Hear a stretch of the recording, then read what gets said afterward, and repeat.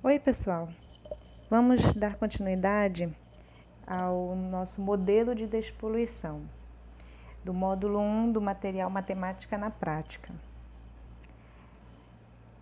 Tudo que nós fizemos anteriormente no nosso experimento tem como um dos principais objetivos mostrar que as várias etapas do processo de modelagem matemática podem fornecer aos nossos alunos uma visão dos contextos matemáticos aos quais estão ligadas certas equações e técnicas, né, que tradicionalmente eles perguntam inclusive para que servem, né? Para que servem essas equações, para que servem esse estudo dessas matrizes, sistemas e assim por diante. E aqui a gente consegue, com a modelagem matemática, responder rapidamente esses questionamentos dos nossos alunos. Bom, então vamos explorar a situação matemática, né, da nossa simulação. A gente vai retomar os passos do processo de purificação de água do lago pelos organismos vivos que ali habitam e como estamos tentando produzi-lo em nosso lago modelo. Vamos dar uma revisadinha agora nisso aí. A gente tem um quadro de resumo, tá, do primeiro, segundo e terceiro dias. Lembrando que cada etapa de purificação a gente leva em conta a premissa de que isso está acontecendo no período de 24 horas e os agentes despoluidores atuam em 20% dessa purificação, né, desse processo de despoluição. Então, inicialmente, adicionamos 200 ml de poluente no nosso vasilhame, né? Contendo 1.800 ml de água limpa, ok? Aí a gente simulou ali o processo de poluição, né? Bom, a gente teve como premissa que a ação das bactérias e fungos, né, peixes, dos agentes naturais, purificam a quantidade de 1/5, né? Ou equivalentemente, restam ainda 4/5 de poluente no lago modelo. Simulamos essa situação ao retirarmos 2 copos de água poluída e repondo por 2 copos de água limpa, tá? Então, está aqui o primeiro dia, foi poluído, houve a ação das bactérias e fungos. Esse período ocorre no período de 24 horas e há a purificação de 20% desse poluente e fazendo as continhas que foram dadas, foram respondidas, né, nas atividades 1, 2 e 3 do vídeo passado, nós temos esse resultado de que ainda há no recipiente 160 ml de poluente. Tá? Terceiro dia, a taxa de purificação mantém-se constante, é a nossa premissa, tá? A cada 24 horas. E novamente, a quantidade de poluente após a ação das bactérias é purificada em 1/5. Simulamos mais uma vez, substituímos 2 copos de água poluída por 2 copos de água limpa. Então, houve a ação dos nossos agentes naturais, né, com a retirada e a substituição por água limpa. A gente assume que é 1/5 da quantidade de poluente foi retirada, né, houve a purificação e a gente sabe que a gente fez a continha, né, assumindo a premissa que no que nós temos de poluente, retiramos 20% desse poluente, ou seja, 20% de 160, fazendo as continhas, isso nos dá ainda no recipiente 128 ml de poluente. Bom, aí a gente tem que recordar que no experimento, ao substituir uma parte da água poluída pela mesma água de água limpa, simulamos uma situação em que a taxa de purificação na água dos organismos vivos é sempre a mesma, 1/5 no período de 24 horas. E natural que a gente se pergunte como é que vai funcionar o experimento, né? Como se comportar o experimento se a gente fizer isso indefinidamente. E levantar esse questionamento. O que você acha que iria acontecer se nós fizéssemos com um número muito grande de trocas, né? Troca água poluída por água límpida e assim vai, né? Então, para isso, a gente tem um momento que a gente chama de momento da matematização, tá? É o momento onde a gente já sabe as relações entre as grandezas e como a gente vai montar matematicamente tudo que a gente viu anteriormente, tá? Então, para isso, nós vamos começar a fazer relações de grandeza, né? Primeiro, vamos tomar N como o enésimo termo, ou o enésimo período de 24 horas, ou seja, o N aqui vai representar o nosso tempo, tá? E esse tempo está sendo contado em dias, ou seja, em 24 horas. O AN é o nosso termo, agora sim, né? O nosso termo é a quantidade de poluente em nosso lago modelo após um período de 24 horas. Ou seja, o quanto ainda há de poluente num determinado período. E a gente já sabe aqui, né, que no primeiro momento há já assumindo, né, que é algo que a gente já tem, é um dado que a gente já tem, que há um copo, né, de café preparado, que é 200 ml, lá naquele nosso recipiente, no nosso vasilhame que representa o nosso lago modelo. No segundo momento, né, no segundo período após o primeiro aqui, então nós teríamos, a gente sabe que houve a retirada, né, essa retirada equivale a 160 menos 1/5 de 160. Vamos só relembrar, ok? A gente sabe que na continha, a retirada de poluentes foi 40 ml, né, de acordo com o nosso cálculo no vídeo passado. Então, a gente tinha 200 ml. Tirando de 200 ml, 40 ml de poluente, ficaram 160. Então, nesse instante aqui de 160, eu tenho que retirar a mesma taxa, né, de 1/5 do que eu tenho de poluentes. Então, nos restam 128 ml de poluente ali no nosso recipiente, no nosso vasilhame lago modelo. Aqui ficou com um erro aqui, tá, pessoal? Ficou aparente aqui a caixa do equation. Não tem problema, não. Bom, aí a gente tem uma continuidade, porque essa taxa aqui é constante, né? Sempre uma taxa de purificação de 20% natural que os fungos e bactérias fazem no lago. Bom, dentro desse quadro aqui, você pode observar que é uma atividade de organização de dados. É continha, isso é muito bacana. É aqui que a gente vê a movimentação matemática acontecendo, tá? Então, você pode propor para o seu futuro aluno esse experimento, o preenchimento dessa tabela. Então, no período 1, a gente tem já 200 ml de quantidade de poluentes no recipiente, no 2, 160, no terceiro, 128, e aqui ele vai preencher. Mas o Matemática na Prática já preencheu essa tabela para a gente, vamos ver daqui a pouco. Bom, agora o interessante aqui é o cerne da nossa aula. Aqui é o cerne, a criação do modelo. E a gente vai utilizar um recurso matemático que é a equação recursiva. Ou seja, a gente vai ver cada uma das interações, como se comportam as interações e montar um termo geral, né?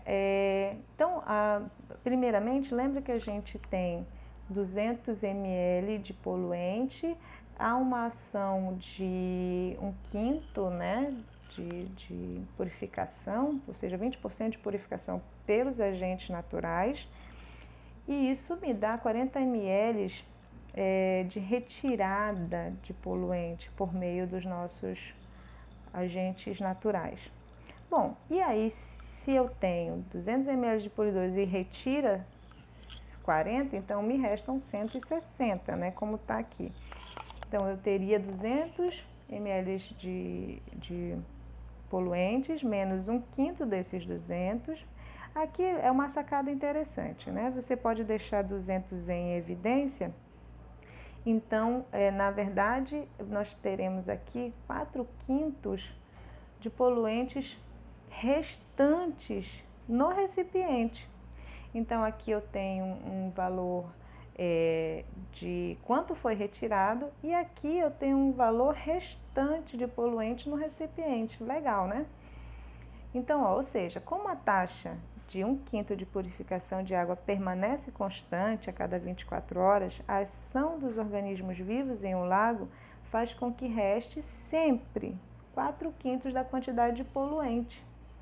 Bacana, então entendendo bem isso, a gente monta aqui um sistema de informações onde acontecem as interações em cada período.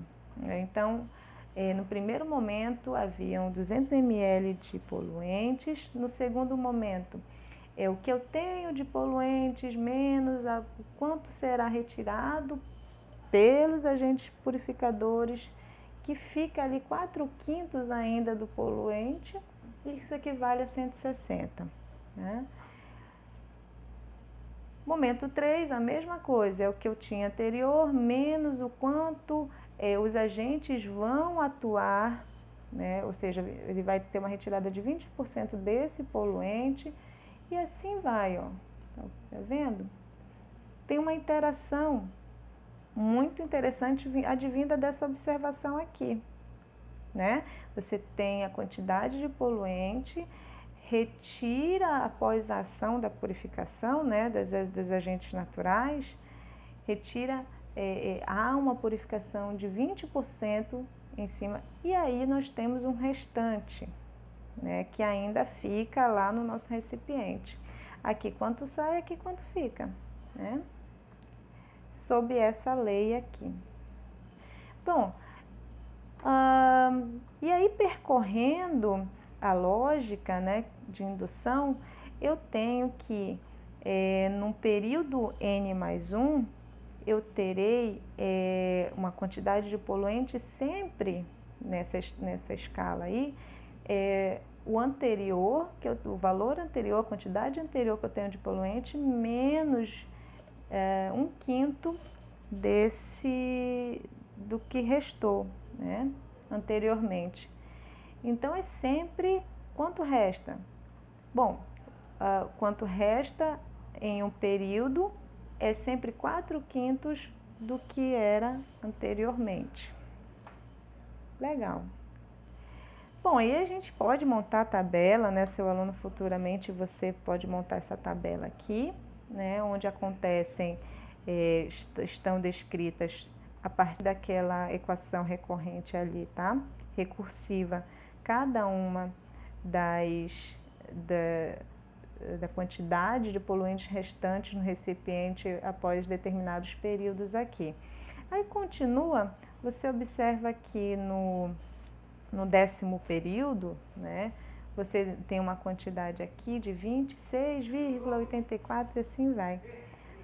Lembrando que a quantidade, né, ela vai ser regida por esta lei aqui é n+1, tá? O AN será o AN+1, o termo, sempre será o quanto tinha anteriormente, menos 1/5 do que foi tirado aí, tá? Bom, aqui aí você pode fazer, é muito legal você montar essa fórmula aqui, né? É muito legal você botar no Mplot ou no GeoGebra, né? Ou no Excel, e aí você ficar brincando e simulando com o seu aluno, né? Ah, vamos ver o milionésimo termo, né? No milionésimo período, né? é bom fazer visualizar para termos muito grandes, né? Porque aí vai ficar muito claro o que a atividade 5 pergunta, vai ficar bem óbvio, tá? O lago ficará totalmente isento de poluição em algum momento? Reflita sobre a resposta. Aqui já tem uma resposta comentada, que é aquela ideia intuitiva, né, que a gente tem inclusive de limite, né? O nosso modelo de despoluição, após um grande número de sucessivas trocas, tende a zero, né? Porque você observa isso tanto na fórmula quanto na tabela. E uma melhor compreensão desse fenômeno vai ser explorado no próximo período, mais detalhadinho, tá? Então é aquela ideia, né? Se você tem um suco, né? Você tem um suco aí de um refrigerante, né? Você tem uma latinha de refrigerante, aí você diz assim, olha, eu vou tomar metade desse suco, né? E aí você fica tomando a metade do suco. Aí você dá metade do suco, você toma a metade do que restou, do que você tomou anterior, do que você não tomou anteriormente. Então você vai tomando a metade do suco, dá a impressão que esse suco nunca vai acabar, né? Porque você sempre está tomando a metade. E a gente sabe que uma hora realmente vai acabar, que aí a gente tem a ideia do limite que realmente tende a zero, né? Aqui realmente não vai chegar a zero, né? Você vai ter a impressão de que realmente zero não será. Mas isso é uma observação que seu aluno vai concluir, né, mediante observação e mediante a sua orientação. Bom, conclusão. Não é fácil, né, a gente tá trabalhando, mas a gente precisa, trabalhando esse tipo de temas dentro do ensino médio, mas a gente precisa rever e renovar, né, o que a gente tem de ensino da matemática aqui na educação básica. E esse ensino contextualizado, ele realmente não é trivial, realmente ele requer atenção, estudo, atualização. Às vezes você tem que trabalhar com os professores de outras áreas, outros especialistas, realmente não é trivial, precisa dedicação e estudo de casos. Exige uma visão aguçada de especialista para compreender, ou seja, se você quer entender o processo de despoluição de um lago, você precisa ver como é que os agentes naturais agem, né? Você precisa assumir o compromisso de entender cada etapa do processo, né? Esse desafio que deve ser enfrentado por nós professores porque ele promove de fato, né, a gente vê que resulta numa aprendizagem mais significativa para o aluno, né, em sala de aula. E a modelagem permite isso, que a gente veja conceitos matemáticos complexos, como vocês puderam ver que a ideia de limite, e de forma muito clara e inclusive bem simples, né? De ser visualizado por meio do experimento. Bom, pessoal, é isso e até a próxima. Qualquer dúvida vocês podem me chamar por meio do fórum de tirar dúvidas da plataforma, e os tutores também estão à disposição, ok? Qualquer dúvida podem chamar, e até a próxima atividade, atividade 3, que é o desafio geométrico. Aqui nossa referência. Até mais.